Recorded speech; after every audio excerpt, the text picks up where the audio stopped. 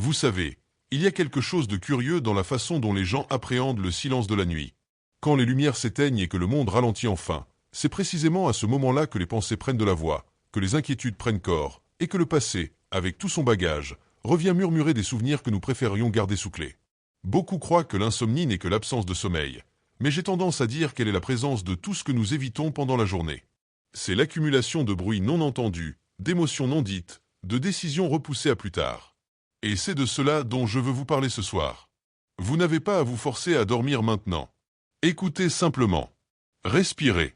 Si vous êtes allongé, sentez le poids de votre corps sur le matelas, la température de l'air, le son lointain de ce qui se passe dehors. Imaginez qu'il s'agit d'une conversation entre nous sans hâte, sans jugement. Une histoire pour apaiser le cœur, et peut-être, vous aider à y voir un peu de vous-même. Il y a quelques années, j'ai accompagné quelqu'un qui vivait en conflit avec son propre esprit. Non, ce n'était pas de la folie. C'était de l'épuisement. Ce type d'épuisement qui vient de lutter contre ce que l'on ressent. Il travaillait trop, parlait peu de lui, et croyait que la fatigue n'était que le prix du succès. Mais ce que cette personne ne savait pas, c'est que le succès peut aussi être une prison silencieuse, confortable de l'extérieur, mais froide à l'intérieur. Pendant la journée, il était admiré, complimenté, productif. La nuit, pourtant, le même professionnel brillant devenait l'otage de pensées qui ne s'arrêtaient jamais. Tableur, délai, attente. Tout se mélangeait à la sensation de passer à côté de quelque chose du temps, un sens, peut-être même de soi-même. Et ainsi, les nuits blanches sont devenues longues, les yeux se sont habitués à l'obscurité, et l'oreiller s'est transformé en un tribunal silencieux. Cette histoire parle de lui, mais elle parle aussi de vous. De moi. De quiconque, à un moment donné, a cru que vivre était synonyme de courir. Que la productivité était synonyme de valeur. Que se reposer était une faiblesse. Si vous ressentez quelque chose de similaire, si ces mots vous semblent familiers, alors peut-être que cette histoire vous a trouvé pour une raison.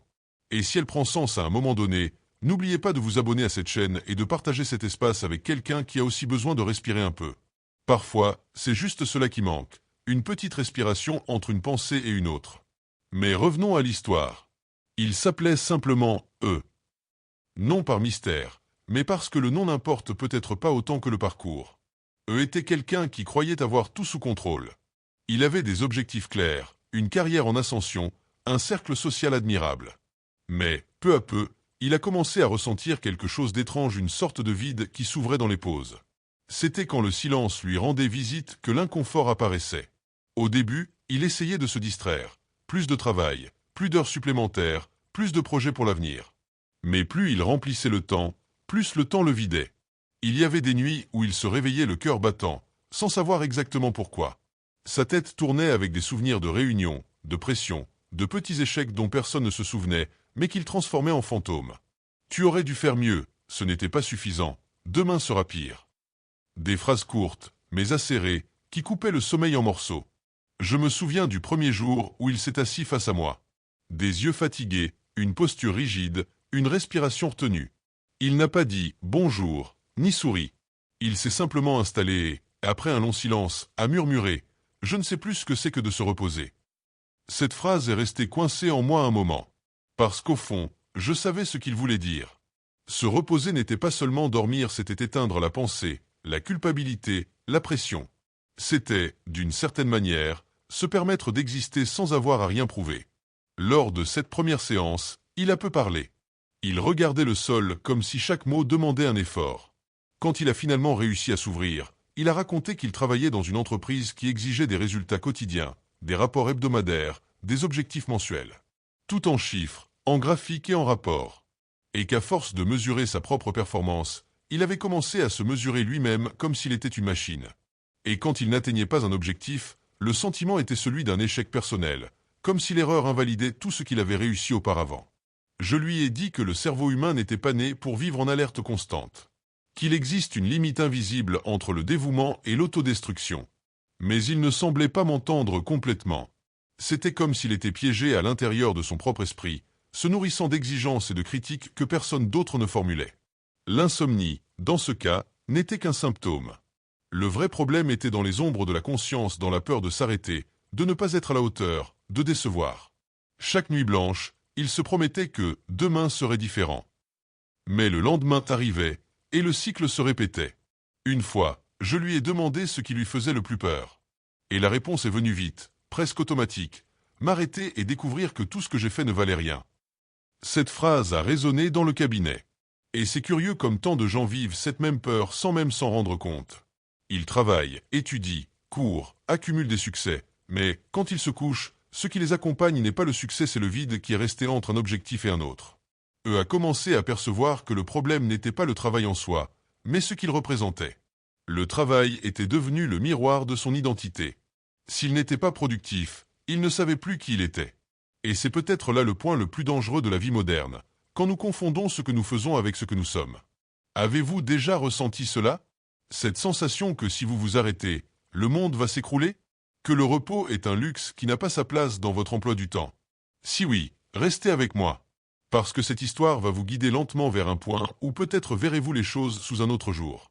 Quand les séances sont devenues plus fréquentes, il s'est mis à parler de rêves, non pas ceux qu'il souhaitait atteindre, mais ceux qu'il ne faisait plus la nuit. Il a dit qu'il ne rêvait plus depuis des mois, que son sommeil était léger et fragmenté, et qu'il se réveillait toujours avec la sensation de ne pas s'être vraiment reposé. Peu à peu, j'ai commencé à percevoir que le problème n'était pas seulement dans l'esprit éveillé, mais aussi dans l'esprit endormi. Il avait perdu la capacité de rêver, même en dormant. Je lui ai expliqué que le sommeil est comme un miroir de l'âme. Quand le corps ne se repose pas, l'âme devient inquiète. Et quand l'âme ne trouve pas la paix, le corps commence à réagir douleur, fatigue, irritation, trou de mémoire. Il a tout écouté en silence, le regard distant. Jusqu'à ce que, un jour, il pose une question qui a changé le cours de notre conversation. Et si j'étais poursuivi par moi-même? Cette question est restée en suspens. Et je savais qu'elle était plus profonde qu'il n'y paraissait. Parce que, parfois, c'est exactement ce qui arrive, nous passons tellement de temps à tout contrôler que nous finissons par devenir nos propres persécuteurs. À partir de là, notre histoire a commencé à prendre des contours plus profonds. Ce qu'il a découvert dans les semaines suivantes était quelque chose qu'il n'attendait pas. Et c'est ce que je veux vous raconter dans la prochaine partie.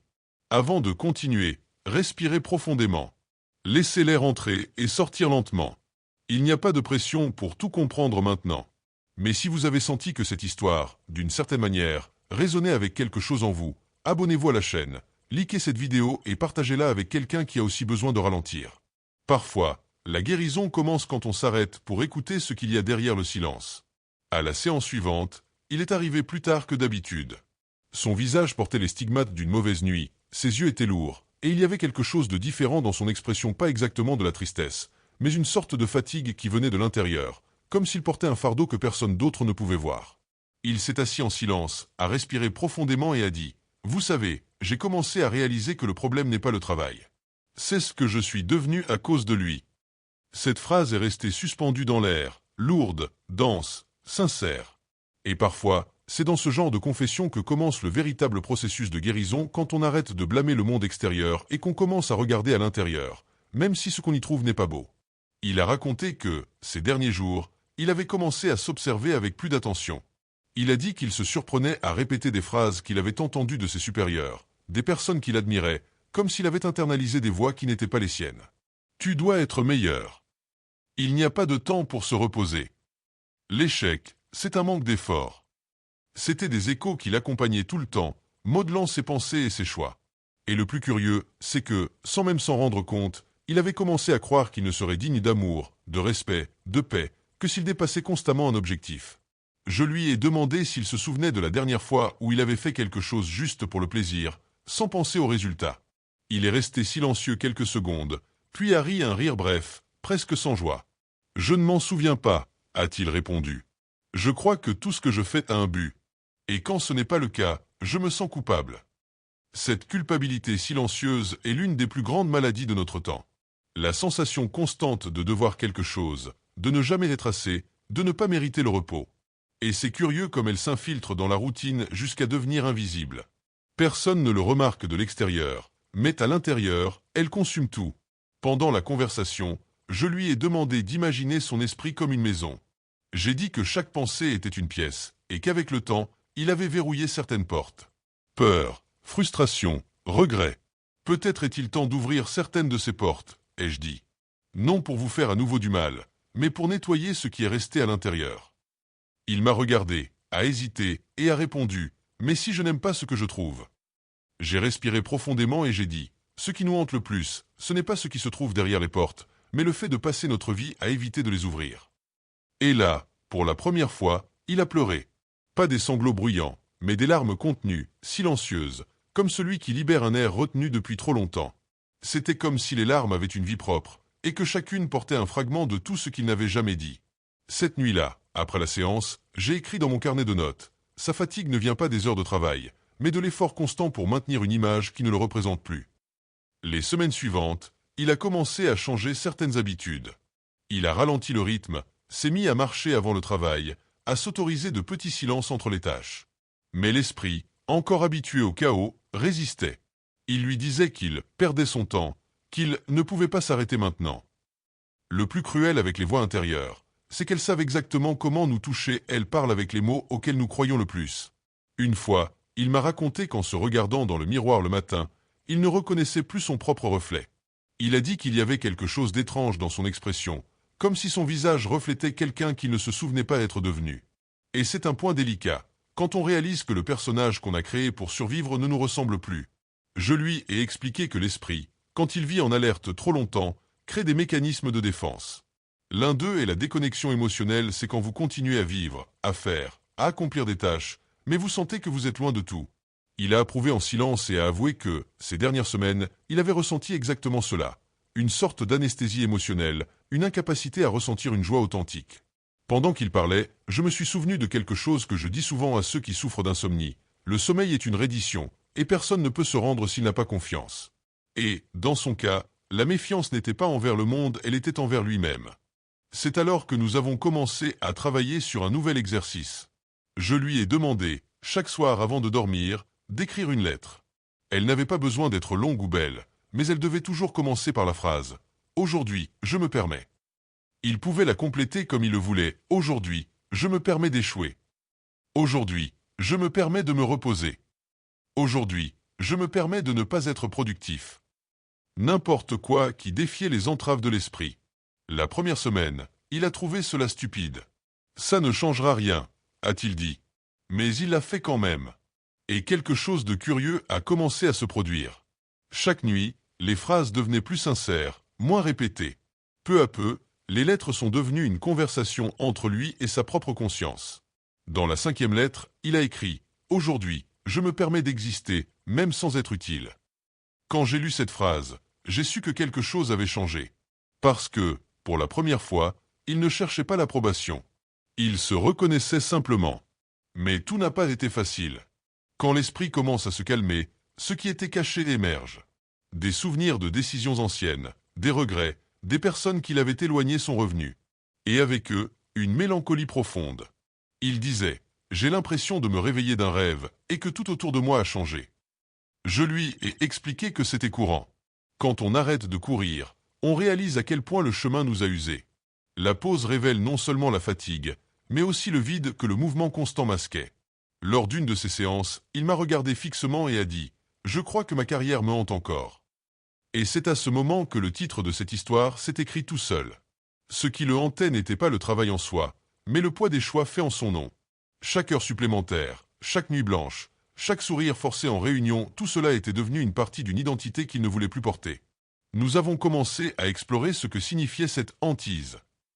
Et il a décrit comme une ombre toujours derrière lui, une voix qui répétait « Si tu t'arrêtes, tu vas tout perdre ». Je l'ai écouté et j'ai dit « Peut-être que cette ombre n'est pas votre ennemi. Peut-être est-ce juste la partie de vous qui n'a pas encore compris que se reposer n'est pas abandonner ». Il est resté silencieux de longues minutes. Et à cet instant, j'ai perçu que quelque chose bougeait en lui, un changement silencieux, presque imperceptible, mais réel. Je lui ai demandé de fermer les yeux et d'imaginer l'ombre face à lui. J'ai dit d'observer sans peur. Il a respiré profondément et a décrit « Elle me ressemble, mais en plus vieux, fatigué ». À partir de là, nous avons commencé à travailler sur le pardon, pas celui que l'on donne aux autres, mais celui que l'on se donne à soi-même. Et c'est peut-être le plus difficile de tous. Mais avant de vous raconter comment ce processus l'a transformé, je veux que vous respiriez profondément une fois de plus. Fermez les yeux, si vous le pouvez. Sentez le poids de votre corps se dissiper. Imaginez que vous pouvez aussi laisser derrière vous l'ombre de vos propres exigences. Et si cette histoire vous touche, si à un moment vous vous êtes reconnu en eux, n'oubliez pas d'aimer cette vidéo, de vous abonner et de partager. Peut-être que quelqu'un que vous aimez lutte aussi en silence. Il y a eu un jour où il s'est simplement arrêté. Non parce qu'il le voulait, mais parce que son corps n'en pouvait plus. Ce fut un effondrement silencieux, de ceux qui n'apparaissent pas dans les examens, mais qui crient dans l'âme. Il s'est réveillé tôt, comme toujours, s'est habillé, a préparé le café, a ouvert l'ordinateur, et est resté à regarder l'écran vide. Aucun email, aucun objectif, aucun plan ne semblait avoir de sens. Il est resté là, immobile, de longues minutes, jusqu'à réaliser qu'il ne pouvait plus continuer à feindre la normalité. Ce matin-là, pour la première fois depuis de nombreuses années, il a tout éteint. Le téléphone, l'ordinateur, les notifications. Il n'a prévenu personne. Il s'est simplement assis devant la fenêtre et a regardé le mouvement de la rue. Des gens pressés, des klaxons, des voix, le rythme de la ville qui ne s'arrête jamais. Et c'est dans ce contraste entre le bruit du monde et le silence intérieur qu'il a réalisé à quel point il était loin de lui-même. Plus tard, il m'a raconté avoir eu peur. Une peur presque enfantine, comme s'il enfreignait une règle invisible. La peur de ne pas être productif. La peur d'être oublié. La peur que le monde continue sans lui. Mais, au fil des heures, quelque chose en lui a commencé à se calmer. Le temps semblait différent, plus lent, plus réel. À la séance suivante, il m'a dit « J'ai découvert que s'arrêter est douloureux. Parce que, quand le bruit disparaît, l'esprit se met à parler. » Et c'est vrai. Le silence peut être assourdissant. Il nous oblige à écouter ce que nous avons tenté de taire. Les voix intérieures, les regrets, les questions jamais résolues. C'est dans ce vide que l'esprit commence à montrer ce qui était caché. Pendant cette phase, il a passé des journées entières seul. Il sortait marcher sans destination, s'asseyait sur des bancs de square, observait les gens. Il a dit que, à certains moments, il sentait une paix étrange comme si l'absence d'objectif le rendait plus léger. Mais, à d'autres moments, l'inconfort revenait, lui rappelant qu'il ne savait toujours pas qui il était sans le travail.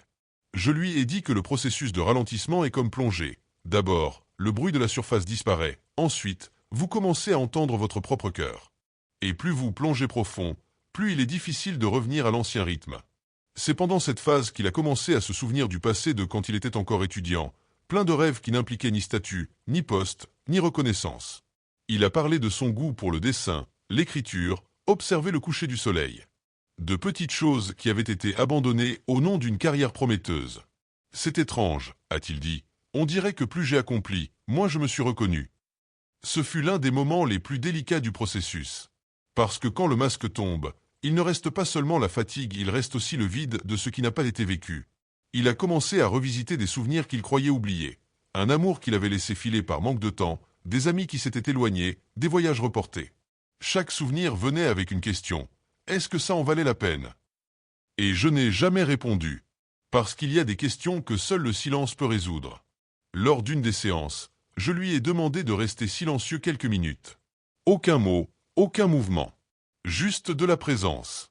L'exercice semblait simple, mais il était challengeant. Au bout de 5 minutes, il a ouvert les yeux et a dit « C'est insupportable ». J'ai demandé pourquoi. Et il a répondu « Parce que, quand je reste tranquille, je commence à entendre la voix qui me réclame tout le temps. » J'ai expliqué que cette voix n'était pas l'ennemi, c'était juste l'esprit essayant de le protéger de quelque chose qui, un jour, l'avait blessé. Peut-être une critique ancienne, un rejet, une peur de ne pas être vu. L'esprit apprend à répéter des schémas pour nous maintenir sous contrôle. Mais, quand ces schémas deviennent une prison, il faut désapprendre. Avec le temps, il a commencé à percevoir que son anxiété était liée à la tentative constante de prédire l'avenir.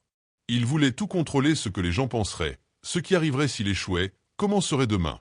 Et c'est alors que j'ai dit quelque chose qu'il n'a jamais oublié. Contrôler est une forme de peur déguisée en compétence. Cette phrase l'a fait réfléchir. Il s'est mis à observer à quel point il essayait de contrôler ses propres sentiments. Il ne se permettait pas de pleurer, ni de trop se réjouir. Il gardait toujours une posture neutre, rationnelle. Et, sans s'en rendre compte, il était devenu un spectateur de sa propre vie. À partir de là, l'exercice a changé. Au lieu d'écrire des lettres, il a commencé à s'enregistrer. Il disait ce qui lui venait à l'esprit, sans filtre, sans scénario.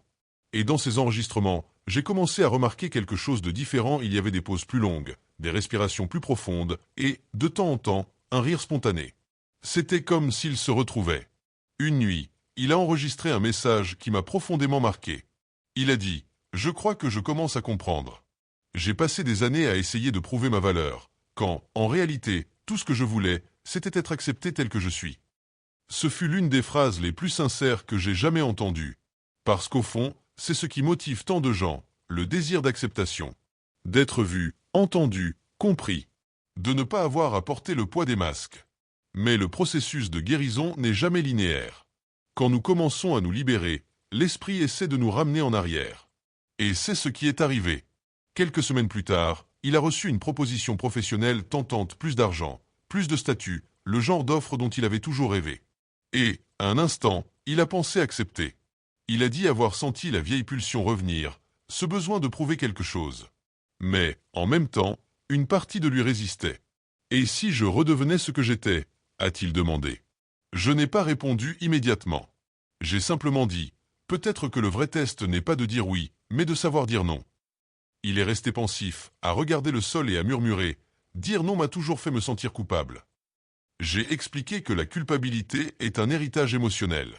Nous apprenons dès le plus jeune âge à faire plaisir, à répondre aux attentes, à craindre le rejet. Mais la maturation émotionnelle commence quand nous comprenons que dire non est aussi une forme d'amour, l'amour de soi. Cette semaine-là, il a refusé l'offre. Et ce fut comme si une chaîne invisible se brisait.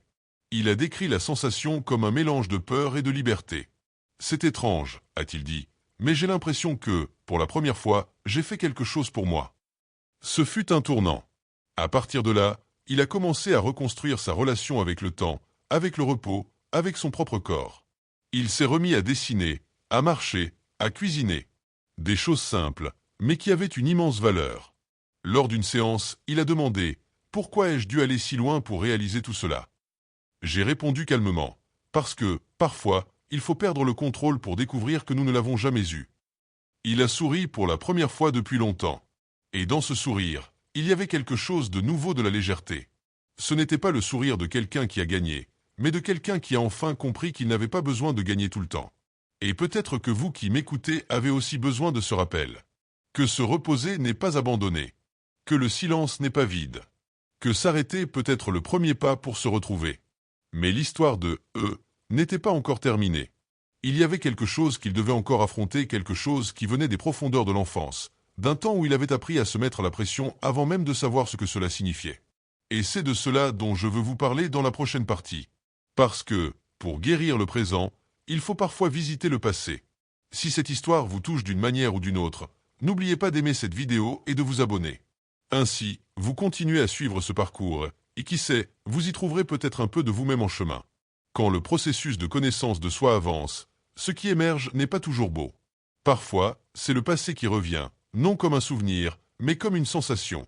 Et c'est exactement ce qui est arrivé à eux. Lors d'une séance particulièrement silencieuse, j'ai remarqué qu'il semblait distant, comme s'il était ailleurs. J'ai attendu quelques minutes qu'il parle, et alors, d'une voix basse, il a dit « J'ai rêvé de mon enfance ». Je lui ai demandé d'en dire plus. Il a hésité. Ses yeux se sont embués avant même qu'il ne forme les mots. C'est étrange. Dans le rêve, je suis assis à une table, j'essaie de montrer un dessin. Et il y a quelqu'un, je ne sais pas qui me dit que je n'ai pas le temps pour ça, que je dois me concentrer sur quelque chose de plus important. Il a fait une longue pause. Je me suis réveillé le cœur battant, comme si on me demandait des comptes à nouveau. Les rêves ont cette habileté mystérieuse à traduire ce que la conscience ne comprend pas encore. Et, dans son cas, l'inconscient commençait à révéler les racines de la fatigue qui le suivait depuis des années. Je lui ai demandé de fermer les yeux et de décrire l'environnement du rêve. Il a respiré profondément et a commencé. C'était une petite maison, pleine de livres et de papiers éparpillés. Il y avait une table, et dessus, une horloge. Le son du tic-tac était le plus fort de tous. Je crois que j'ai toujours couru contre cette horloge. Pendant qu'il parlait, j'ai remarqué que ses mains tremblaient légèrement. Le temps, ce même temps qu'il avait asservi à l'âge adulte, avait commencé à se former là, dans l'enfance. Cette horloge était plus qu'un objet, c'était le symbole d'une idée. L'idée que l'amour et la reconnaissance devaient être mérités. Il a raconté avoir grandi dans un foyer où l'effort était toujours récompensé, mais le repos, rarement permis. Je me souviens avoir entendu, depuis tout petit, que celui qui s'arrête, perd. Que le monde n'a pas de patience pour l'élan. Et, d'une certaine manière, j'ai cru cela. Je lui ai expliqué que beaucoup de croyances qui nous emprisonnent sont héritées. Elles ne naissent pas avec nous, elles sont apprises, et pour cette raison, peuvent être désapprises. Mais le processus exige du courage, car cela signifie remettre en question les voies que, toute une vie, nous avons appelées des vérités. Pendant les semaines suivantes, nous avons plongé dans ses souvenirs.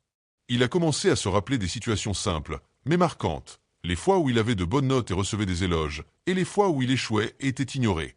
Peu à peu, il a réalisé que son sentiment de valeur s'était confondu avec la performance. Que, très tôt, il avait appris à associer l'amour à l'approbation. Lors d'une des séances les plus intenses, il s'est confié. Je crois que je n'ai jamais appris à me reposer parce que, au fond, je ne pense pas le mériter. Il y a eu un silence dense. J'ai laissé les mots résonner. Il n'y avait pas besoin d'interrompre. Parfois, le simple fait de dire à voix haute est le début de la guérison. J'ai expliqué que le mérite ne se conquiert pas, il existe. Personne n'a besoin de prouver qu'il est digne de se reposer, d'échouer, d'exister. Mais c'est difficile à intérioriser quand on a entendu le contraire en grandissant. Je lui ai alors demandé d'essayer de se souvenir de la première fois où il s'était senti coupable de se reposer. Il a fermé les yeux et, après un long silence, a répondu « Je devais avoir 8 ans. J'étais allongé sur le canapé, j'écoutais de la musique, et mon père est rentré à la maison. Il m'a regardé et a dit « Encore arrêté ? Va faire quelque chose d'utile. » Il a ouvert les yeux et a ajouté « Je crois que depuis, chaque fois que j'essaie de me détendre, j'entends cette voix. » L'esprit humain est un dépôt vivant de voix anciennes. Elle ne meurt pas avec le temps, elle se transforme simplement en pensée automatique. Et c'est pourquoi tant de gens se sentent poursuivis par quelque chose qu'ils ne savent pas nommer.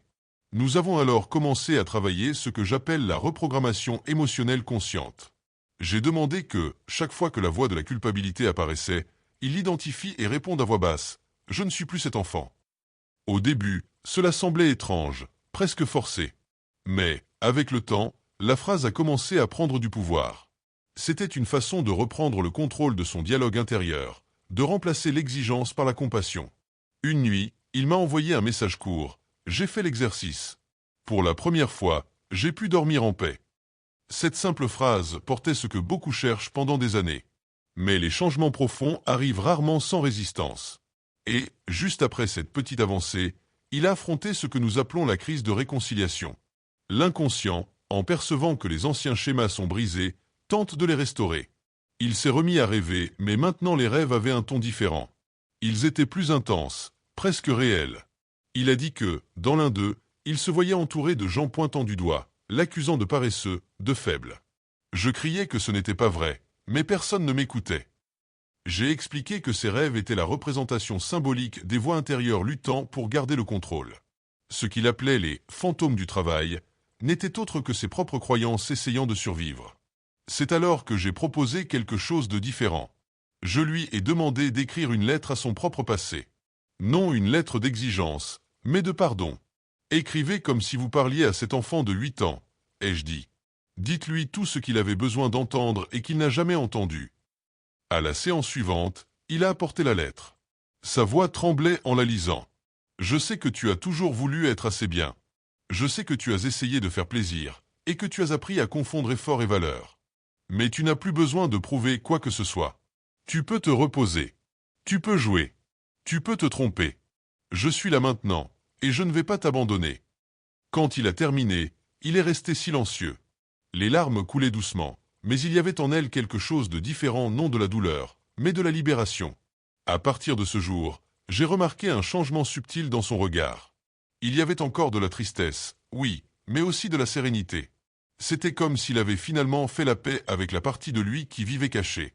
Il a commencé à percevoir à quel point son corps réagissait aux émotions refoulées. Des douleurs dans le dos, des tensions, des migraines, tout semblait converser avec l'esprit. Et c'est exactement ainsi que le corps parle quand l'âme est fatiguée. Lors d'une promenade, il m'a raconté avoir senti le vent sur son visage et avoir pleuré, sans savoir pourquoi. Il a dit que ce n'était pas de la tristesse, c'était un sentiment de soulagement, de retrouvailles. On dirait que j'ai finalement arrêté de fuir, a-t-il dit. Et c'est peut-être cela, la guérison. Arrêter de fuir qui nous sommes, d'où nous venons, et accepter que le passé n'a pas besoin d'être une prison, mais un miroir. Lors des séances suivantes, nous avons commencé à reconstruire quelque chose de nouveau. Il ne voulait plus être mu par la peur, mais par un but. Nous avons parlé du fait que le repos n'est pas l'opposé de la productivité, mais son carburant. Qu'il n'y a pas de créativité sans pause, ni de santé sans silence. Lors d'une de ces conversations, il a dit quelque chose qui m'a profondément marqué. Je crois que ce qui me hante, ce n'est pas ma carrière, mais le temps que j'ai perdu à croire qu'elle était tout. C'était la première fois qu'il parlait de sa carrière au passé comme si, d'une certaine manière, il disait déjà adieu au rôle qui l'emprisonnait. Mais la véritable conclusion de cette histoire restait à venir. Il manquait une dernière étape la plus difficile, et peut-être la plus belle, apprendre à recommencer. Dans la prochaine partie, je veux vous raconter comment il a transformé ce qui le hantait en apprentissage. Comment le même esprit qu'il avait un jour emprisonné est devenu l'esprit qu'il a libéré. Et si vous êtes arrivé jusqu'ici, c'est que, d'une certaine manière, cette histoire a résonné en vous. Alors, avant de dormir ce soir, souvenez-vous, vous aussi, vous pouvez vous reposer sans culpabilité. Et si ce message vous a touché, abonnez-vous, likez, partagez. Peut-être que quelqu'un près de vous lutte encore avec ses propres fantômes et a besoin d'entendre que le repos est aussi un acte de courage. Le temps a passé. Non de façon soudaine, mais lente, presque imperceptible. Comme une brise qui s'infiltre par les fissures, changeant l'air sans que nous le remarquions. Quand est revenu après un mois sans séance, je l'ai à peine reconnu. Son regard était différent. Il n'y avait plus ce poids constant, ni cette rigidité dans son expression. C'était comme s'il avait réappris à respirer. Il s'est assis, a croisé les mains et, avant que je ne dise quoi que ce soit, a murmuré « Je crois que, pour la première fois, je suis en paix avec ce que je ne contrôle pas. » Ce fut, peut-être, la phrase que j'avais le plus attendue. Parce que la vraie paix ne vient pas de l'absence de problème, mais de l'acceptation que nous n'avons pas à lutter contre tous. Il a raconté qu'il se réveillait plus léger. Il y avait encore des jours difficiles, bien sûr, mais il ne le dominait plus. Il a dit avoir appris à reconnaître les signes de son corps, à ralentir quand la fatigue apparaissait, et à comprendre que se reposer ne le rendait pas moins capable. Maintenant, je réalise, a-t-il dit, que l'esprit a aussi besoin de pause pour continuer à créer. Il a recommencé à se reconnecter avec ce qui lui faisait du bien. Il s'est remis à dessiner, sans la prétention d'être bon juste pour le plaisir. Il s'est mis à cuisiner pour des amis, à sortir sans emploi du temps, à marcher sans destination. De petits gestes qui, additionnés, ont créé un nouveau rythme de vie. Une fois, il m'a dit qu'il sentait encore l'ombre de sa carrière le regarder de loin, comme si une ancienne version de lui-même le suivait dans les coins de sa mémoire. Mais, vous savez ce qui est curieux, a-t-il poursuivi, elle ne me fait plus peur. Parfois, j'ai même envie de la remercier. J'ai demandé pourquoi, et il a répondu, parce que, sans tout cela, je n'aurais peut-être jamais arrêté. Et si je n'avais pas arrêté, je ne me serais jamais retrouvé. Il y a une sagesse silencieuse à reconnaître la valeur de nos propres douleurs. Tout ce qui nous hante n'a pas besoin d'être oublié. Parfois, ce que nous appelons un fantôme n'est qu'un rappel, une trace de ce que nous fûmes un jour, et qui a maintenant juste besoin d'être compris. Lors d'une des dernières séances, j'ai proposé un exercice de clôture. Je lui ai demandé d'écrire une lettre au futur. Non comme un objectif, mais comme un geste de confiance. Il a souri et a demandé « Que devrais-je dire à mon moi futur ?» J'ai répondu « Dites-lui que vous n'avez plus besoin de vous dépêcher. » La semaine suivante, il a apporté la lettre. Elle était simple, mais chaque ligne portait la légèreté de celui qui a appris à s'écouter. « Cher moi, j'espère que tu continues à faire la paix avec le temps. Que tu n'oublies pas que le repos fait partie du chemin, et non une pause. Que les vieilles exigences n'aient plus besoin de crier, car maintenant il y a de l'écoute. Et, si un jour les ombres reviennent, allume simplement la lumière. Elle a toujours été là, en toi. » Après avoir lu, il est resté silencieux. Le genre de silence qui ne pèse pas celui qui accueille. Et c'est à ce point que l'histoire trouve sa véritable conclusion. Parce que, malgré toute la douleur, toute la quête et tout l'épuisement, ce que a découvert était quelque chose que tant de personnes passent leur vie à essayer de comprendre. Que la valeur d'une vie n'est pas dans les objectifs que nous atteignons, mais dans la capacité à nous sentir entiers même quand nous n'en atteignons aucun. Son esprit le mettait encore à l'épreuve, bien sûr. Il y avait des jours où la vieille pulsion de courir revenait, où les voix du passé essayaient de s'infiltrer. Mais, maintenant, il y avait de la conscience. Et la conscience change tout. Il disait, avant, quand l'anxiété venait, j'essayais de lutter. Maintenant, je respire et je laisse passer. Et c'est peut-être la transformation la plus profonde, apprendre à ne pas réagir à tout. À comprendre que le silence peut être une réponse, que le repos peut être une résistance, que s'arrêter peut être le plus courageux des actes. Lors de notre dernière conversation, il m'a demandé « Vous croyez qu'un jour j'arrêterai de me souvenir de tout cela ?» J'ai répondu avec un léger sourire « Non. Mais vous vous en souviendrez avec légèreté. Et c'est ce qui importe. » La guérison n'efface pas le passé, elle change le ton des souvenirs. Il a approuvé, a respiré profondément et a dit « Je crois que je comprends maintenant. Ma carrière me hante encore, mais pas comme avant. Aujourd'hui, elle me regarde seulement de loin, comme un vieil ami que j'ai dû laisser partir. Et c'est ainsi qu'il a pris congé. Sans drame, sans promesse. Juste de la gratitude. Après son départ, je suis resté un moment en silence, réfléchissant à ce que nous avions construit ensemble. J'ai pensé à toutes les personnes piégées dans leur propre esprit, croyant que la vie est une course qui ne finit jamais. Et peut-être que si plus de personnes apprenaient à écouter ce que le silence essaie de dire, il y aurait moins de nuits blanches, moins de cœurs fatigués, moins d'âmes épuisées. Le sommeil, finalement, n'est pas seulement un état physique. C'est un geste de confiance. Dormir, c'est croire que le monde peut attendre. Que vous pouvez vous abandonner au repos sans craindre de perdre le contrôle. Que la vie continue, même quand vous fermez les yeux. C'est pourquoi, avant de clore cette histoire, je veux vous inviter à quelque chose. Fermez les yeux un instant. Respirez profondément. Sentez l'air entrer, léger, et sortir lentement. Permettez-vous d'être ici, maintenant.